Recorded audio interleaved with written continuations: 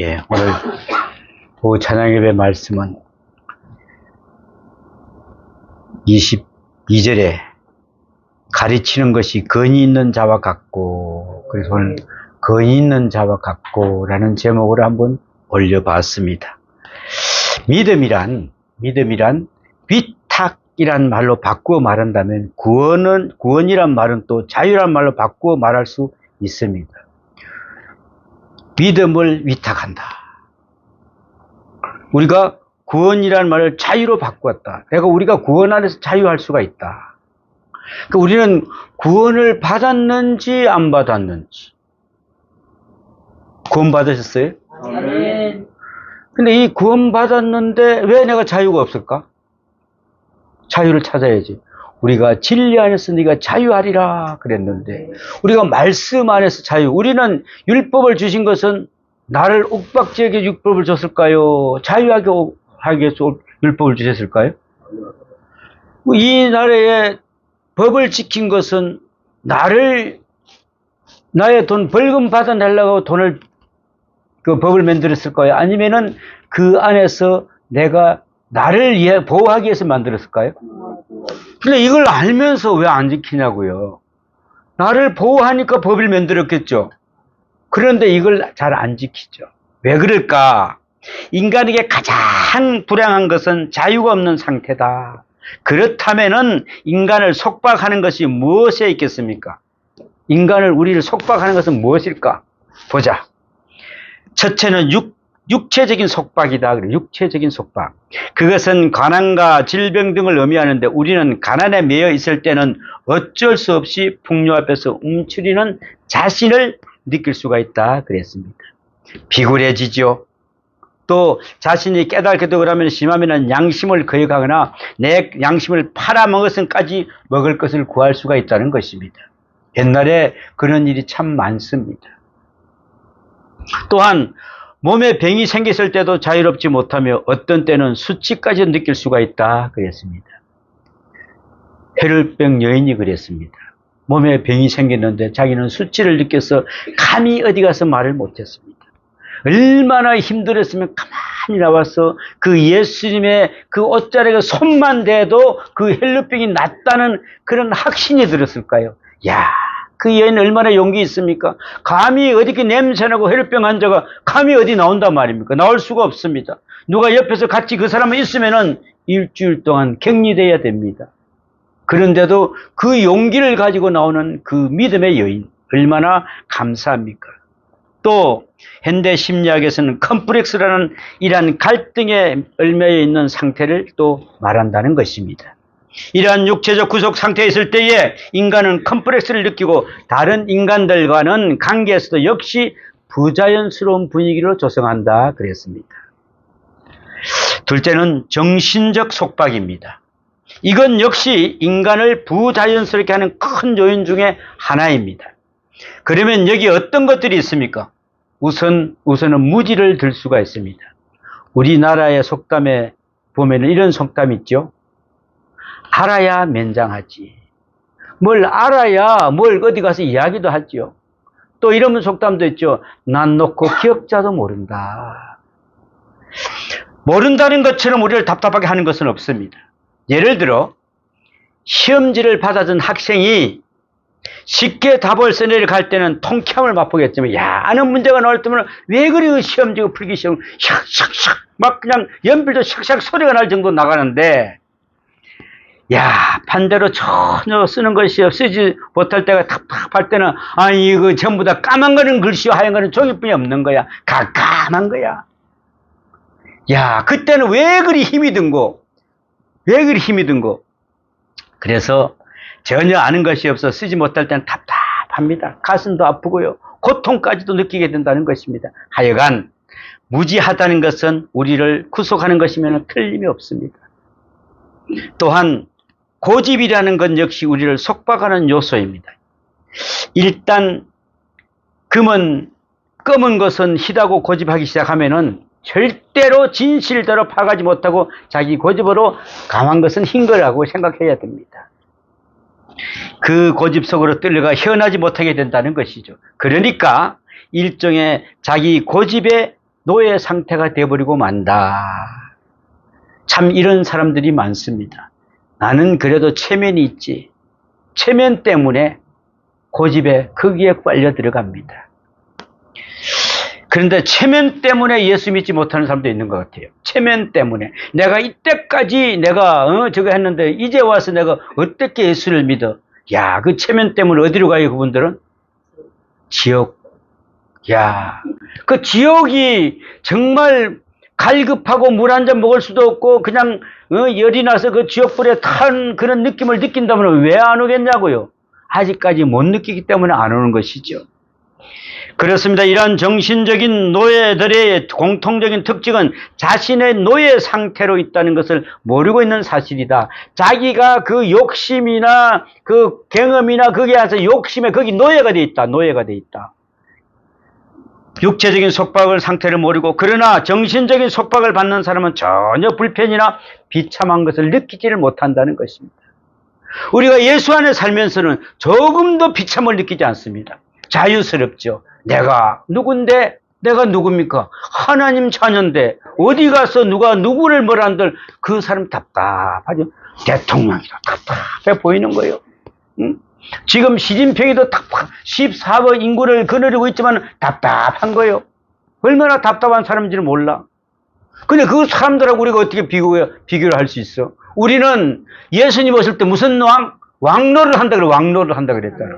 근데 이런 왕은 아니에요. 이런 왕 아니야. 그냥 전 세계를 누릴 수도 있어. 그렇습니다.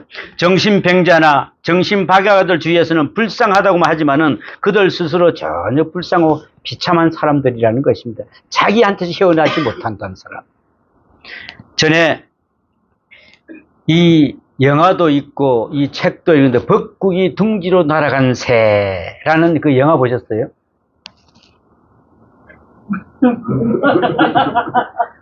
그러면 이거 책도 안 읽어봤어요? 참.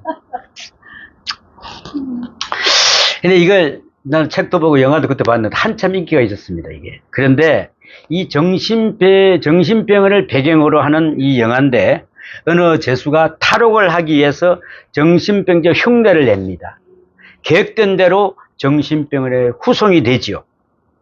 자기는 정상적인 인간인데 비정상적인 인간들과 정신병자들 틈에서 정상적인 인간이 한 사람 끼어서 살게 된 것이죠.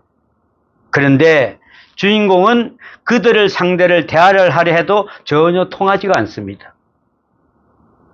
그런 모든 행동은 비정상적인 행동으로 간주되어서 비웃음과 미움을 사게 되었습니다. 전부 다 정신병자는 자기만 정신병자가 아니요. 근데 그 인정해 주겠냐고. 해줄 수만 하나도 없습니다. 그런데 마침내 그는 진짜 정신병자가 되고 만다는 그런 스토리입니다. 우리가 정상인 것 같죠? 거기 들어가면 같이 병자가 됩니다. 우리가 건강한 것 같죠? 우리를 갖다가 한 보름만 딱 꼼짝 눕혀놔 보시죠. 병자 됩니다. 이 영화는 우리 현대사를 찾아볼 수 있습니다. 현대는 정신이 온전한 사람은 살기 어려운 시대입니다. 한번 맑은 정신으로 바른 양심을 예민하게 발동시켜 보십시오. 아마 다른 사람들부터 미쳤다는 소리를 듣게 되는 것입니다. 비록 눈에 보이지 않는 사슬을 없을지라도 우리는 여러 가지 사슬에 묶여있는 바로 노예입니다. 노예. 바른 정신을 갖고는 살 수 없는 그런 시대에 우리가 살고 있는 것입니다. 이와 같이 우리를 속박하는 요인들이 간단히 설명하고 있습니다. 그런데 특이한 점은 예수님은 육체적인 병자와 정신병자, 그 다음에 귀신 들린 자와 범죄한 죄인들을 동일시한다는 점이 중요한 것입니다. 똑같은 사람으로 인정했던 것입니다. 그는 언제나 세 가지를 서로 바꿔가면서 말씀했습니다. 그래서 그는 육체적인 병자에게는 내 죄 사함을 받았다라고 이야기했어요. 또 죄로 인하여 고민하고 속박된 상태에 병이 들거나 귀신 들려 괴로워한 것이나 모두가 예수님 보시기에는 똑같은 한자로 보였습니다. 그래서 이 세 가지를 하나로 보면은 이것이 바로 그의 세계관이 된다 그랬습니다. 자, 우리 현대인들은 무언가를 알 수 없는 어떤 강력한 힘에 끌려 살고 있다 그랬습니다. 아무런 불편도 느끼지 못하고 우리 마음속에 나 아닌 다른 사령부의 지시를 절대적으로 순종하며 살고 있다. 내 인격과 나의 놀라운 지성과 냉철한 이성으로도 제어할 수 없는 강력한 또 다른 사령부의 명령을 어디론가 끌려가고 있다. 마치 꼭 가야 되는 길인 듯 가고 있다 그랬습니다. 그러기에 사도 바울은 원하는 바 선은 행하지 못하고 원하지 않는 악만 행한다라고 탄식하고 있습니다. 그렇게 자꾸 끌려가다가 어느 한순간 공포를 느낄 때가 있다는 것입니다. 이 길은 어디로 가는 길일까? 그들은 두려워하고 절망에 빠지게 되면서 의식 전부가 공포에 매이게 된다는 것이죠. 야, 이 일 되면 내가 죽으러 가는 것 아닌가? 바로 귀신 들린 자들은 두려워하고 무서워 떤다는 것입니다. 귀신 들린 자들. 제가 이러니까 가끔 생각나는 게 있는데, 제가 옛날에 우리 선배가 한국 자연보호협회 총재였습니다. 그러다 보니까 그게 뭐 하던 사람이냐 하면은 무당들 보니까 자연보호 하다 보면 무당들이 전에는 보면은 산에 가서 그냥 구닥거리하고 그랬지 않습니까? 하루는 그분이 나를 갖다가 무당 굿데이 하는 데를 데리고 왔어요. 무당들 굿데이 하는데. 나는 그래서 도대체 어디로, 최영 장군 한다 그러길래 가서 나는 최영 장군이 저거 행사하는 줄 알고 거기를 그냥 갔어요. 갔더니 가니까 전국의 무당들이 모여서 그날 무당 굿데이를 하는 거야. 전국 유명한 무당들은 다 와 있어. 그런데 거기에 나오는 그때 당시에 그 무당은 얼마나 예쁜 무당인지 옷을 한복을 쫙 입고 말이야, 가락지를 갖다가 거기 옷가락지를 쫙 끼고, 야, 정말 참 무당치고는 참 예쁘게 생겼다 그랬어요. 근데 나를 초청했고 이제 우리 선배도 같이 갔는데 밥을 먹어야 될 거 아닙니까? 그죠? 밥을 먹는데 아이고 오셨어요 하면서 딱 하는데 그 무당이 딱 그러는데 가락지가 두 개가 팍팍 하고 깨져버리는 거예요. 그런데 뭐라고 한숨을 쉬면서 이야기를 하느냐면은, 아이고 우리 총재님은 예수 믿는 사람을 해피를 모시고 와가지고 이런 이야기를 하더라고요. 그런 뒤만 나는 모른 척하고 그냥 밥을 먹었어요. 밥을 딱 먹고 이제 굿을 한다 그럽니다. 굿을 한다 그래서 이제 굿은 굿당은 2층인데 사람들 엄청나게 모였어요. 전국에 있는 자기 무당들 저거 하는 신도들까지 데리고 왔으니까 엄청나겠죠. 그런데 이제 굿을 하는데 이 굿이 안 되는 거예요. 도대체가, 그런데 거기 있는 우리 선배가 저 무당 막 욕을 하는 거예요. 저렇게 굿을 하느냐고. 그런데 무당들이 막 흔드는 거 있죠. 총체, 송제 같은 거. 이걸 흔들어, 다른 사람한테는 흔들어, 나한테는 오지를 못하는 거야. 그래서 내가 눈치를 딱 채고, 선배님 갑시다. 왜? 내가 오늘 있으면 이 집에 장사가 끝났어. 그러니까 내가 가야 돼요. 야, 하나님이 믿는 자가 있고. 내가 그때 느꼈어요. 아, 내 속에 하나님, 예수님이 계시는구나. 감히 그러니까 어떤 귀신도 나를 접근을 하지 못하는구나. 그걸 느꼈어요. 그러고 나서 딱 왔는데, 아, 하나님 감사합니다. 예수님이 오늘 귀신들이 두려워하고 떤다는 말을 우리는 설명하고 있지 않습니까? 혹시 사업에 실패할까봐, 대학에 입시에 떨어질까봐, 혹은 암이 아니까, 기타 불치병에 걸리고 두려워서 무서워하는 것은 그것이 바로 현대인 아닙니까? 그러나 이럴 때는 마치 깊은 수렁에 빠지는 것처럼 다시는 소망이 없는 것처럼 절망과 고민을 하게 된다는 것이죠. 그 이유가 무엇입니까? 결국 사단의 메인 생활을 하기 때문에 그렇다는 것입니다. 이것을 우리는 나서는 예수 이름으로 명하노니 떠나가라 할 때 떠나가야 되는 것입니다. 왜 이걸 건지고 살아요? 전에 어떤 의사가 암이 있다 그러니까 암하고 같이 동행하세요. 끝까지 동행하면 누가 이기겠어요? 사람이 이기지. 왜? 내는 천국 가면 되는데 지가 어디를 천국 따라올 수 없잖아. 지는 아무것도 할 수가 없어. 지는 암이라는 것은. 그러니까 우리는 자꾸 거기만 덜덜덜 떨고 있어. 덜덜덜 떨기는 얼마나 좋아. 오늘 빨리 좀 가시면 참 좋겠습니다. 그죠? 얼마나 좋을까? 그러니까 또한 귀신 들린 자는 남을 의심합니다. 절대로 남의 말을 믿으려 하지 않습니다. 대다수의 현대인들은 혹시 속지 않을까 하고 두려워한다는 것이죠. 남의 말을 믿으러 하지 않았습니다. 그래서 현대를 불신시대라고 하는가 봅니다. 불신시대. 그러나 우리가 언제는 믿을만 했으면 어디 믿었습니까? 전에도 믿었으니 지금은 믿을 뿐이에요. 그렇습니다. 저는 이상하게 어릴 때 저는 우리 어머니, 아버지가 다 불교 신도들이었어요. 근데 우리 시골에서 보면은 조그마한 초가집 예배당이 하나 있었어. 그냥 이보다 더 걸 것 같아. 초가집을 이어놨어요. 근데 나는 왜 끌려갔는지 그건 잘 몰라. 근데 분명히 주일학교, 여름 성경학교 있었던 것 같아.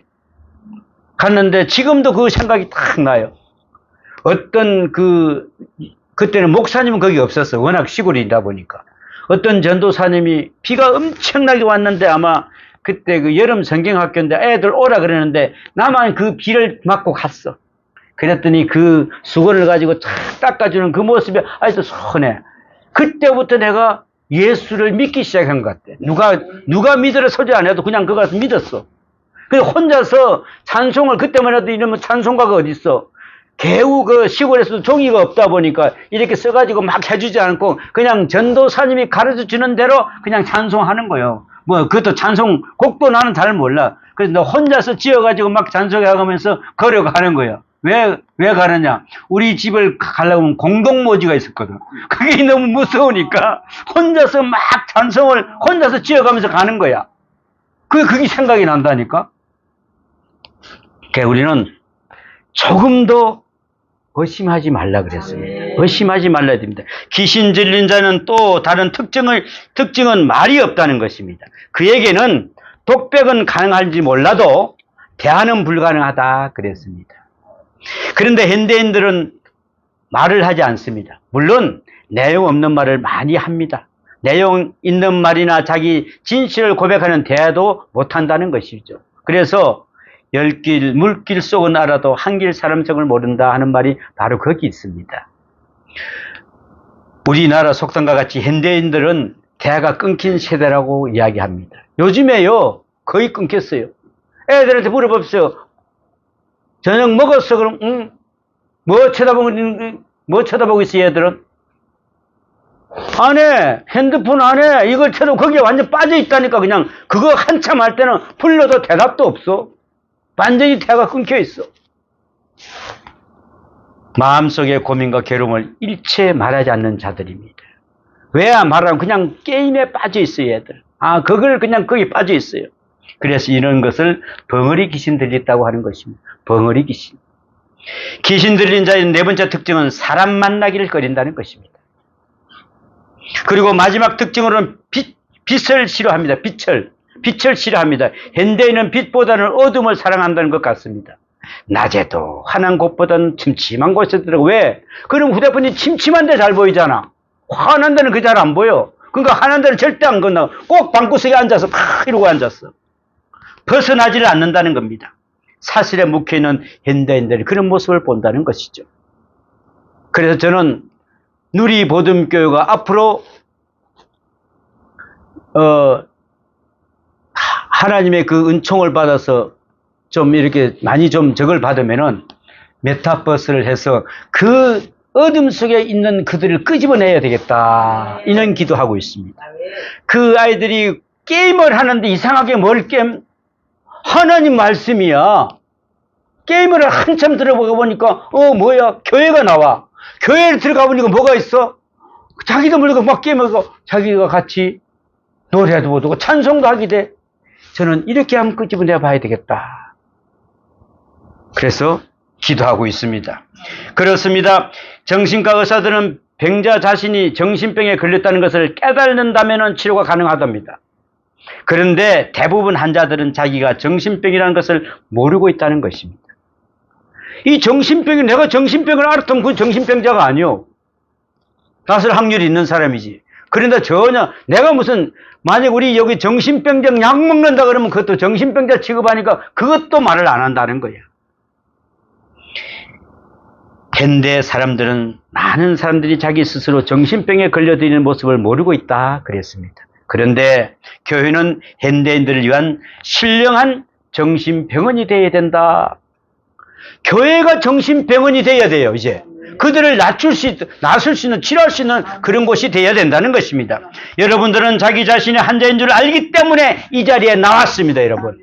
그렇지 않습니까? 그러므로 여러분은 이미 완치된 가능한 그런 환자들입니다. 현대의 귀신은 옛날 귀신과 달리 매우 고차원적이랍니다. 본문에 보면은 예수님과 귀신이 대면하는데 귀신이 사람보다 얼마나 영특한 반응을 나타냅니까? 사람들은 예수님이 누구조차인지도 모르는데 귀신은 예수님을 보자마자 그의 능력까지 알아봐치지 않습니까? 이렇게 멍청합니다, 사람들이. 이것이 바로 귀신입니다. 예수를 믿게 되면 자기가 소멸된다는 것. 이것이 바로 귀신의 자의식이라는 것입니다. 그들은 예수님을 알지만 만나려고 하지 않을 뿐만 아니라 만나지 않으려고 노력한다는 것이죠. 그래서 우리는 앞으로 전도할 때 나 예수 싫어요, 예수 싫어요 이런 사람 분명히 그 사람 귀신 들린 사람입니다. 그래서 그때 그렇게 접근해야 됩니다. 예수님, 제가 지금 귀신에 들린 자입니다. 귀신 들린 자는 오히려 예수 앞으로 부르기가 훨씬 좋습니다. 말씀만 하면은 물러가기 때문에. 그렇습니다. 그들은 예수를 알지만 만나려고 하지 않습니다. 노력도 하지 않습니다. 그러나 기필코 그들은 죽어야 함을 그들이 더 잘 알고 있습니다.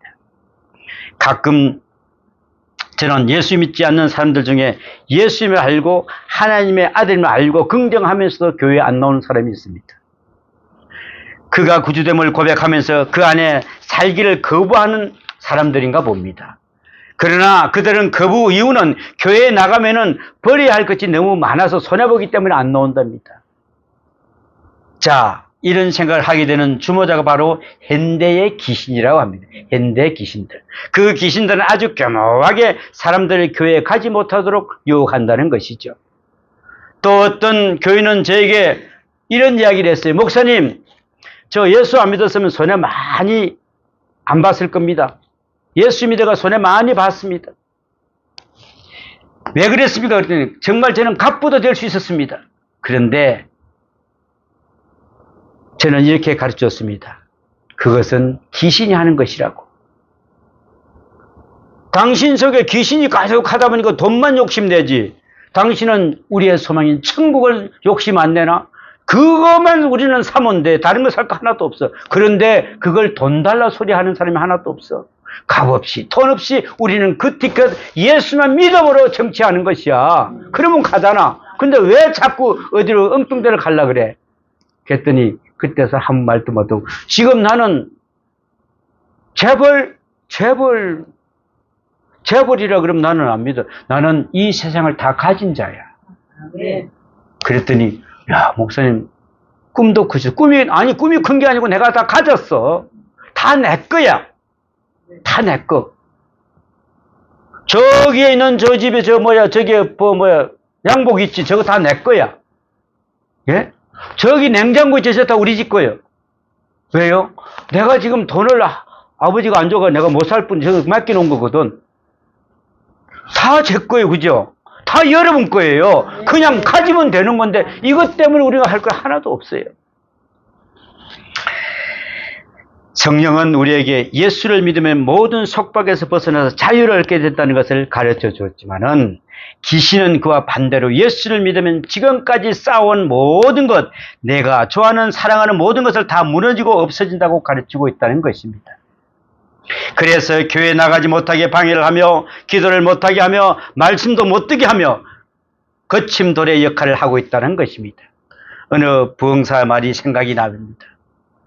부흥이 하루 그 참석한 사람 맨날 졸면 안 돼. 그래서 뭐라고 하면 저희 졸음 귀신이라고 이렇게 이야기한다는 겁니다. 그래서 그것도 일리가 있는 말이에요. 졸음 귀신이 와가지고 맨날 졸게 만드는 거예요. 왜? 그 말을 듣지 못하게 만드는 거예요. 들으면은 자기한테 이상하거든. 못 듣게 하는 거예요. 이제는 예수님이 귀신을 쫓아내는 장면을 한번 생각해 보기로 하겠습니다. 어느 때는 예수님은 귀신을 만나면은 뭐라고 합니까? 나가라! 나가라고 반문합니다. 귀신을 타이르거나 가르치거나 혹은 타협하라고 하지 않습니다. 다만 명령하고 있을 뿐입니다. 귀신 들린 현대인들은 높은 지식 수준을 인하여 이론과 논리를 바로 박해합니다. 그러나 그들을 가르치거나 그들과 대합할 수도 도저히 없습니다. 다만 명령을 내려야 합니다. 우리가 진실로 지성이라면 한다면 구간 이론을 내세우지 말고 순종해야 됩니다. 그렇습니다. 복종해야 됩니다. 학교에서도 비판과 토론을 중요하지만 일단 신앙세계에서 들어온 이상은 혹은 내가 귀신 들렸다는 것을 깨닫는 이상 귀신에게 지혜에 의존하지 말아야 한다는 것입니다. 그렇습니다. 무조건 순종, 이것만이 바로 귀신으로부터 해방되는 것입니다. 말씀에 순종하십시오.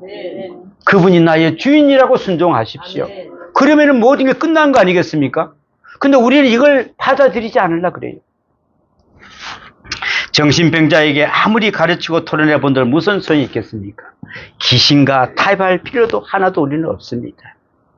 현대인이 할 수 있는 오직 하나의 길은 지금까지 배우고 깨닫고 안 것들과 지혜롭게 했던 것들을 다 백지화하고 어린아이의 마음같이 되어서 말씀에 복종하는 것뿐입니다. 이것이 바로 이치에 맞는 것 아니겠습니까? 이게 바로 역설적인 말씀입니다. 이론은 끝이 없습니다. 또한 반론에는 진리가 없습니다. 이러한 모든 이론을 다 부정하고 우리들은 하나님의 명령에 오로지 복종함으로써 구원을 얻을 수 있습니다. 다시 말하면은 하나님의 말씀은 이론이 아니라 명령입니다. 나가라! 그럼 끝나는 겁니다. 근데 우리는 이걸 가지고 귀신이 좀 나갈래? 아니 좀 나가 이거 안 돼! 절대 안 나갑니다. 나가라! 이 명령 한마디에 나는 누구냐? 나는 내 안에 예수가 있단다. 우리가 그렇지 않습니까? 예수가 있으면 뭐가 있다고요? 베드로가 그렇지 않습니까? 내가 돈도 없고 아무것도 나는 가진 게 하나도 없어. 그러나 내가 있는 건 한 가지뿐이 없어. 뭐 있는데? 예수. 뭐라 그럽니까? 내가 예수 이름은 명하는 일어나 걸어라 하니까 손에 팔에 힘이 들어가서 뻘떡 뛰더라 그랬지 않습니까? 내 안에 예수만 있으면 다 가진 자로다. 오늘 하나님은 우리에게 오로지 명령을 복종함으로써 구원을 얻을 수밖에 없습니다. 다시 말하면 하나님의 말씀은 이론이 아니라 명령입니다. 아브라함이 백세의 아들도 하나님이 명령할 때 즉각 순종하여 바치지 않았습니까, 여러분? 모리아 산에서 그를 죽여 하나님께 제물을 드리는 이 명령을 인간의 죄로 본다면 도저히 이해할 수가 없습니다. 어떻게 이해할 수 있겠습니까? 그것도 백세에 놓은 아들, 그 아이를 또 바치랍니다. 하나님, 아니 말도 안 되는 소리 하고 계시지 않습니까? 그걸 갖다가 벨처럼 모래알처럼 많았다고 했는데 이걸 죽이다니요. 장가라는 이놈을 갖다 어떻게 죽인단 말입니까? 그런데 아브라함은 그걸 전혀 듣지 않았습니다. 하나님께 오직 순종하시면 하나님이 살려주시겠지. 하나님이 주셨는데 이걸 믿고 순종했더니 아브라함아 거기 손대지 말라. 근데 우리는 하나님은 또 이런 하나님이세요. 이삭이 농사가 흉년이 들어서 옮겼더니 거기 가서 몇 배의 축복을? 100배. 그냥 우리는 곱절 축복 이런 게 아니고 100배 그냥 우리는 도저히 상상할 수 없는 그런 축복을 주는데 우리는 그걸 못 깨닫고 있다는 것입니다. 조그만 짰지한 거. 나는 그렇지 않았습니다. 이왕이면 나는 복권이 되고 몇천억짜리 안 되면 안 되고 그거 어떻게 꼴랑꼴랑 몇억 때문에 그러려 그래. 나는 그랬습니다. 안 그렇습니까? 이왕이면 하나님 주실 것 같으면 확실히 주세요. 쓸 수 있도록 주세요. 이렇게 우리가 입을 크게 벌려야죠. 그렇습니다. 건의 있는 생활로 사는 예수님께서 가는 곳마다 가버나움이나 갈릴리나 그리고 예루살렘에나 시간과 장소를 막론하고 죄인들은 회개하고 병자는 나으며 귀신은 쫓아내고 어둠은 밝아졌다는 것을 볼 수가 있습니다. 이것이야말로 건의 있는 생활이 아니겠습니까? 우리는 건의 있는 자가 되어야 됩니다. 아무 말이 없어도 엄청난 건의가 있다는 것을 볼 수가 있습니다. 우리가 예수 믿는 사람이 어디를 걸어갈 때, 저 사람, 내가 볼 때는 뭔가는 좀 틀린 사람 같아. 같이 전철에 앉아있어도 저 사람 쳐다보기만 해도, 이렇게 하는 사람이 있어요. 그죠? 왜? 근이 있어 보이니까, 감히 그 사람을 달랠 수 없으니까. 그런데 우리 믿는 사람은 어찌하여 죄를 지으면서도 가책을 느끼지 않고 오히려 어떤 때와는 불화와 탑을 하고 귀신과 흥정하는 것을 웬일입니까? 우리는 귀신과 절대로 흥정하지 마십시오. 우리 예수님은 믿고 그의 힘입어 그의 빛을 발산함으로써 이 악령들을 끊는 이 세상에서 건의 있는 생활을 우리는 깨끗이 청산해야 됩니다. 여러분, 건의 있는 자들은 어디 갈 때마다 주님 은혜 가운데 살게 됩니다. 오늘도 은혜 어르신 아버지 하나님의 그 은혜 안에서 죄악의 들국이나 악령에 사로잡히지 말고 깨끗이 끼누시는 여러분이 되시기를 축원합니다.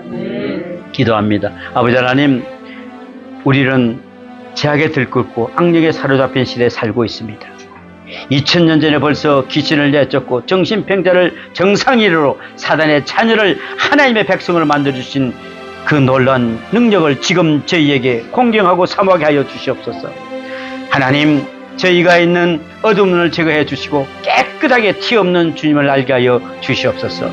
복종함께 주님께 복종하는 건 있는 사람이 되게 하여 주시옵소서. 세상에서 빛과 소금의 역할을 살면서 이 어두운 세상에서 이 악령들의 세대를 싸워 승리할 수 있는 은혜의 생활이 되게 하여 주시옵소서. 이 모든 말씀 우리 주 예수님 이름으로 기도하옵나이다. 예.